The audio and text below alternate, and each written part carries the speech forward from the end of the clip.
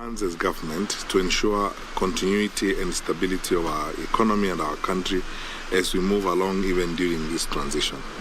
We have shared with them the plans that the government has put in place, the workings of the government, and how we are preparing to support the IEBC to conduct the general elections. You've heard them express themselves. They are satisfied and happy with the discussions we've had. And on our part, we want to say how grateful we are as a government for the productive and very strong relations that we've had with our development partners. This framework of coordination and regular interaction with our development partner group has been one of the features of President Kenyatta's administration, maintaining an open, transparent, accountable engagement with our development partners. And we go to the table jointly with our colleagues from the private sector, because the Kenya Private Sector Alliance sits with us here. We have our own meetings with the Kenya Private Sector Alliance, which usually culminate in the presidential roundtable.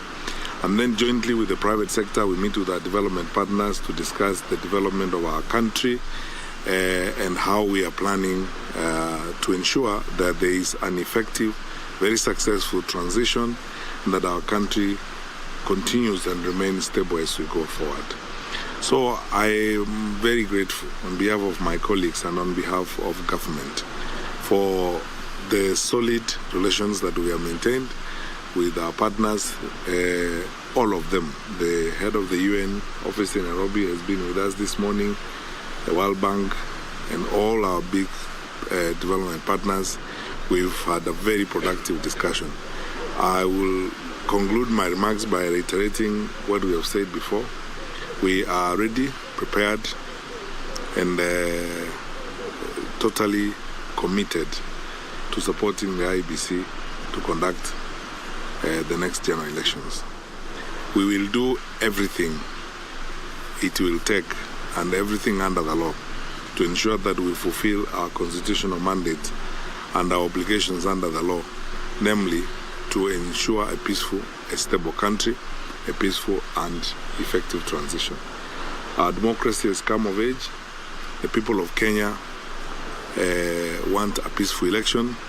They desire a peaceful transition of power, and they desire continuity so that we can have a stable country and a stable economy. We are facing development challenges which have nothing to do with necessarily us. Some of them are as a result of global events happening away from us. The conflict in Europe has occasioned pressures on economies across the world.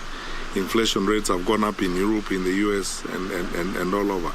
We are doing our best to ensure that we tame inflation so that we can tame the cost of living in the country.